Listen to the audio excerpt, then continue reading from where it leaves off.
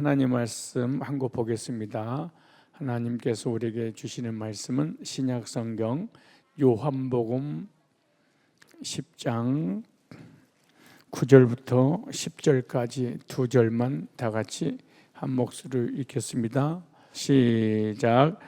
내가 문이니 누구든지 나로 말미암아 들어가면 구원을 얻고 또는 들어가며 나오며 꼴을 얻으리라.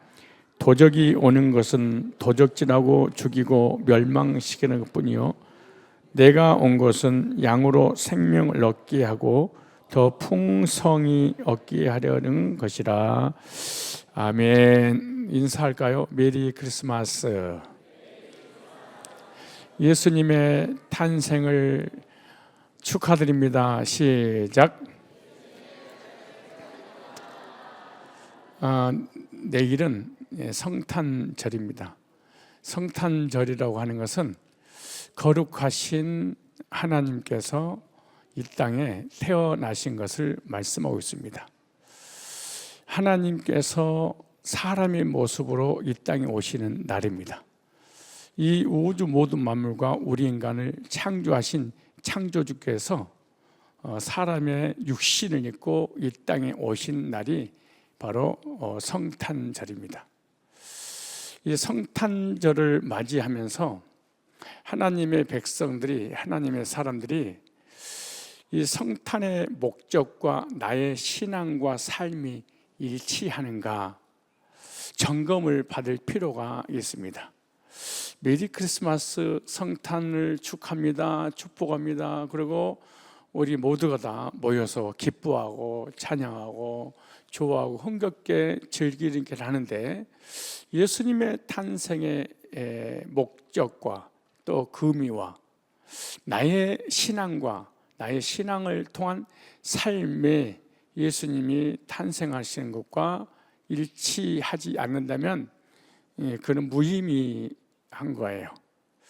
그러므로 예수님의 탄생을 축하를 하면서 분명한 예수님의 탄생의 목적과 내 신앙이 일치가 돼야 되고, 또 나의 삶도 일치가 될 때 기뻐하고 즐거워하고 감격하면서 감사할 수 있는 것입니다.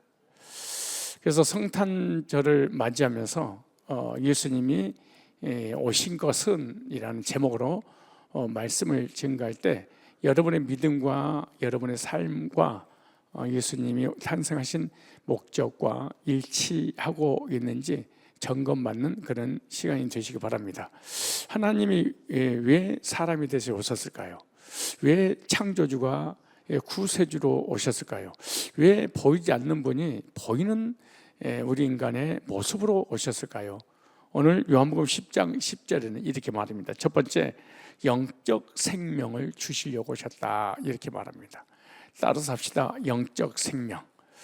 제가 계속해서 말씀을 반복해서 드린 걸로 알고 있습니다.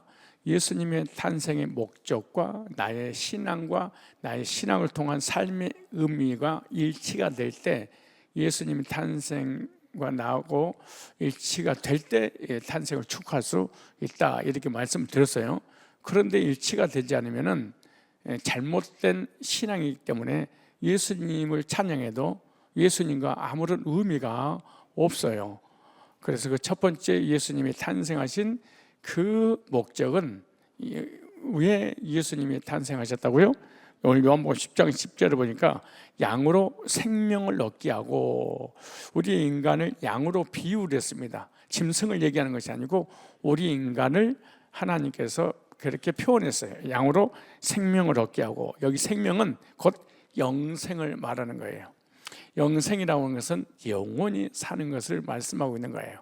영원히 산다는 것은 천국에서 주님과 함께 영원히 영생 복락 누릴 수 있다. 그래서 영원한 생명을 주시려고 하나님께서 사람의 모습으로 이 땅에 오신 거예요. 그런데 예수님을 만나지 못한 사람, 예수님을 믿지 못한 사람은 영적 생명이 없습니다. 영적 생명이 죽어 있습니다. 왜 영적 생명이 죽어 있냐? 그것은 죄 때문에 그렇습니다. 우리 인간은 이렇게 두 가지 생명이 있습니다. 하나는 육적 생명이 있고 또 하나의 생명이 있는데 영적 생명입니다. 사람만이 이 두 가지 생명을 가지고 있고 이런 짐승들은 육적 생명만 있습니다. 그 육적 생명만 있기 때문에 육적 생명이 죽는 날 다 그걸로 끝나버리게 되고 말아요. 그러나 우리 인간은 또 하나의 생명이 있는데 이건 보이지 않습니다. 이 보이지 않는 생명을 영적 생명 이렇게 말합니다. 그럼 우리에게는 두 가지 생명이 존재하고 있다는 사실을 우리가 확인할 필요가 있습니다. 육적 생명은 일시적인 것이지만 잠시 잠깐 있다가 사라지지만 또 하나의 생명이 있는데 그 하나의 생명이 영적 생명이구나. 이 영적 생명은 죽지 않고 영원히 살 수 있는 그런 생명인데 예수님을 믿지 않거나 구원받지 못하면은 이 영적 생명이 성경에서는 죽어 있다 그렇게 말합니다. 왜 죽어 있냐? 그 죄 때문이다. 그럼 이 죄는 뭐냐? 하나님과의 분리를 죄 이렇게 말합니다. 이 하나님의 생명이 우리하고 연결되어 있어야 되는데 이 영적 생명이 죽어버린 것은 하나님과 우리 인간의 관계가 분리가 됐습니다. 그 분리된 것을 죄라고 그러는데 이 근본적인 죄는 원죄 이렇게 말합니다. 원죄 이 말은 태어날 때 가지고 온 그런 죄를 원죄 이렇게 말합니다. 그래서 원죄를 짓고 이 세상에 태어난 모든 인간은 그 죄 때문에 하나님의 진노를 당하게 됩니다. 하나님의 진노라고 하는 것은 내가 잘했든 잘못했든 관계없이 하나님에 대한 개념이 나도 모르는 사이에 하나님 그러면 난 하나님 안 믿어. 하나님 어디 있어? 하나님 없어. 그런데도 불구하고 하나님 생각만 하면 두려움이 와요. 하나님 생각만 하면 불안해. 그리고 죄를 지면 이 벌 받을 것 같은 생각이 막 드는 거예요. 그것은 이 하나님의 진노 때문에 그렇습니다. 근데 하나님 우리를 진노하는 것이 아니라 우리 인간 편에서 하나님을 향해서 진노를 겪게 되는 거예요. 스스로가. 그래서 하나님이 나는 죄를 졌습니다. 하나님 나에게 벌 줄 것입니다. 나는 저주받을 것입니다. 하나님 나를 심판할 겁니다. 라고 하는 그런 마음이 계속 드는 거예요. 이게 하나님이 없다고 하는데 불구하고 그것은 우리 인간은 영적인 존재이기 때문에 무의식 속에서 항상 그런 생각을 가지게 되어 있습니다. 그래서 결국 죄 때문에 우리 인간은 죽게 됩니다. 그리고 우리 인간은 죄 때문에 죽음 이후에 심판을 받게 되고 그리고 심판 이후에 영원한 죄의 대가를 지불하기 위해서 영원한 지옥 형벌에 들어갈 수밖에 없는 것입니다. 그래서 죄 문제, 또 심판의 문제, 사망의 문제, 이 지옥의 문제는 우리 인간 스스로가 해결할 수 없어요. 착하게 살아도 안 되고 착하게 살아도 자범죄는 해결돼도 언제는 해결이 안 돼요. 선행을 베풀어도 이 언제 문제는 해결할 수가 없어요. 아무리 율법을 지키고 좋은 일을 하고 십계명을 내가 다 지켜도 언제 문제를 해결할 수 없기 때문에 우리 인간의 죽음 이후에 영원한 지옥의 문제를 해결할 다른 길은 없어요. 그래서 오늘 본문에 보면은 내가 온 것은 이렇게 말해요. 예수님 오신 것은 너희 힘으로 죄 문제를 해결할 수 없으니까, 너희 힘으로 언제 문제를 해결할 수 없습니까? 너희 힘으로 구원의 길을 찾을 수 없으니까, 너희 힘으로 죽었던 영을 우리 인간 스스로는 해결할 수 없으니까 내가 온 것은 이렇게 말해요. 양으로 생명을 얻게 하고, 생명, 영생, 예수님이 생명인데 그 생명을 주시려고 생명의 주인 되신 예수님께서 이 땅에 오신 거예요. 오셔서 우리의 지은 이 원죄라든가 자범죄라든가 저주 문제와 사망의 문제를 예수님께 대신 짊어지시고 대신 우리 죄를 대신해서 심판을 받으시고 예수님 십자가 못 박혀 죽으셨습니다. 왜냐? 내가 지은 죄를 예수님 대신 책임져 주시기 위해서 십자가에서 구속을 이루어 주신 것이죠. 그래서 예수님의 십자가의 구속 외에는 구원의 길이 없습니다. 우리 마음의 죄든 생각으로 지은 죄든 언제든 자범죄든 심판이든 저주든 진노 문제든 지옥의 문제든 우리 인간 힘으로는 도저히 해결할 수 없어요. 오직 해결하는 길은 예수님의 십자가의 구속의 은혜로 죄 문제를 용서받고 생명을 얻게 됩니다. 그러므로 나를 위해서 이 땅에 오신 예수님, 나를 위해 십자가에 못 박혀 피 흘려 죽으신 예수님, 그 예수님을 내가 나의 구주로, 나의 생명으로 영접하게 되면 어떤 일이 벌어지냐? 죄와 저주와 사망과 심판의 문제가 해결받습니다. 이것을 언제가 해결됐다 이렇게 말합니다.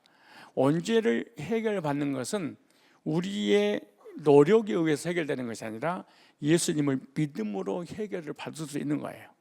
예수님 믿음으로 언제가 해결되는 순간에 저주 문제도 해결되고 심판의 문제도 해결되고 사망의 문제도 해결되고 지옥의 문제도 해결됩니다. 이 죄 문제가 해결받은 사람을 향해서 성경에서는 의인이다 이렇게 주님께서 우리를 칭해 주는 거예요. 죄인인데 예수님의 보혈로 용서받았으니 너는 이제는 죄인이 아니고 의인이란다 이렇게 말씀하죠. 그래서 죄사함 받고 어렵게 돼서 심판이 면제가 됩니다. 심판이라고 하는 것은 죄 때문에 심판을 받는데 예수님께서 죄의 문제를 해결하기 위해서 심판을 받았기 때문에 우리를 심판하지 않으신다 이렇게 말합니다. 심판을 받지 않으면 뭐가 우리에게 주어지냐? 영원한 생명이 우리에게 주어지는 거죠. 그래서 예수님이 이 땅에 오신 것은 양으로 생명을 얻게 하고 우리에게 생명을 주시려고 오셨다. 이 생명 어떤 생명이냐? 예수 생명이고 예수 생명은 어떤 생명이냐? 죽지 않는 영원한 생명이에요. 이 영원한 생명을 얻은 사람은 천국에서 영원히 살게 된다. 이렇게 성경은 말씀하고 있습니다. 그래서 우리 인간의 힘으로 해결할 수 있는 게 있지만은 해결할 수 없는 것이 뭐냐? 그것이 바로 하나님을 우리 스스로 만날 수가 없었어요. 왜 만날 수 없냐? 죄 때문에 그런 거예요. 그 죄 문제 때문에 저주와 심판과 지옥의 문제를, 내세 문제를 해결할 수가 없는 거예요. 그래서 예수님이 땅에 사람의 몸을 입고 2000년 전에 탄생을 하셨고 그리고 십자가에서 구속을 이루어 주신 거예요. 이 자리에 계신 모든 분들 한 사람도 빠짐없이 나에게 영원한 생명이 없는 것은 하나님을 떠남으로 하나님과 분리된 죄 때문이었구나. 이 죄 때문에 영이 죽어있고 그래서 영적인 것에 전혀 관심이 없고 그리고 이 세상 살다가 영원히 지옥을 갈 수밖에 없구나. 그런데 예수님께서 나에게 새 생명을 주시려고 2000년 전에 베들레헴에서 탄생하셔서 십자가에 못 박혀 피 흘려 죽으심으로 그 사실을 믿기만 하면은 생명을 얻고 그리고 오르게 돼서 영원히 사는구나 라고 생각하고 성탄을 맞이하면서 2024년도에 성탄 2부는 내가 예수님의 생명을 얻고 구원받아서 영생 얻는 그런 날이야 라는 그런 확증된 그런 기념비가 될 만한 그런 날이 되시기를 부탁을 드립니다. 두 번째, 오늘 양으로 생명을 얻게 하고 더 풍성케 하려 하시리라 이렇게 말합니다. 예수님이 이 세상에 오신 것은 풍성한 복과 삶의 복을 주시려고 오셨다 이렇게 말합니다. 양으로 생명을 얻게 하고 또 어떻게 한다고요? 더 풍성케 하려 하심이라. 여러분, 풍성한 삶이라고 하는 것은 행복한 삶을 얘기하는 거예요. 이 풍성한 삶이라고 하는 것은 가치 있는 삶을 얘기하는 거예요. 이 행복한 삶이라고 하는 것은 만족한 삶을 말씀할 때 행복한 삶 그래요. 인간에게는요, 두 가지 필요가 있습니다. 하나는 육적 필요가 있고 또 하나는 영적 필요가 있는데, 육적으로 살아감에 있어서 필요한 게 너무 많아. 그러나 이 육적 필요가 채워진다 할지라도 내 인생의 삶에 행복과 진정한 만족은 없어요. 그런데 또 하나의 필요가 있는데 영적인 필요입니다. 영적인 필요는 우리 인간의 힘으로 되는 것이 아니라 하나님께로부터 오는 것입니다. 예수님의 생명으로부터 부여받은 것이죠. 근데 예수 믿고 구원받으면 우리 마음속에 진정한 행복이 무엇인가, 이것을 하나님께서 말씀을 통하여 깨닫게 해주시는 거죠. 그래서 예수님을 만남으로 하나님께서 영적인 필요를 채워주신 것이죠. 그래서 내가 너에게 영적인 필요를 채워주려고 내가 이 땅에 왔다. 그래서 구원받고 끝나는 것이 아니고 구원받고 난 이후에도 끊임없이 하나님의 말씀 우리에게 풍성하게 채워주시고, 그리고 우리의 인생의 삶의 부족한 부분도 주님께서 풍성하게 채워주신다, 이렇게 말씀하고 있습니다. 오늘 성탄 주일을 맞이하면서 여기 계신 모든 분들 예수님을 영접해서 죄산번 거룩에 대해서 심판 면제받고 이 땅에 살면서 하나님의 진노에서 벗어나서 생명을 얻고 또 이 땅에 살아가는 날 동안에 영적으로도 계속 하나님의 필요를 풍성히 체험받고 육적인 삶으로도 풍성히 체험받아서 이 땅에 살면서 마음껏 누리며 행복하게 살아가시기를 주님의 이름으로 축복합니다. 기도하겠습니다. 예수님께서 천국 영광 버리시고 이 세상에 오신 것은 허물과 죄로 죽은 우리의 영혼의 영적 생명을 주시고 더 풍성케 하시려고 십자가에서 우리의 더럽고 추한 모든 죄를 짊어지시고 피 흘려 주셨사오니 여기 있는 모든 성도들이 예수님을 믿고 구원받아 모든 죄와 저주와 사망의 문제 해결받고 영원한 생명을 얻고 이 땅에 살아가는 날 동안 영육간에 더 풍성한 복을 받아 누릴 수 있도록 주님께서 은혜를 베풀어 주시옵소서. 예수님의 거룩하신 이름으로 기도드리옵나이다. 아멘.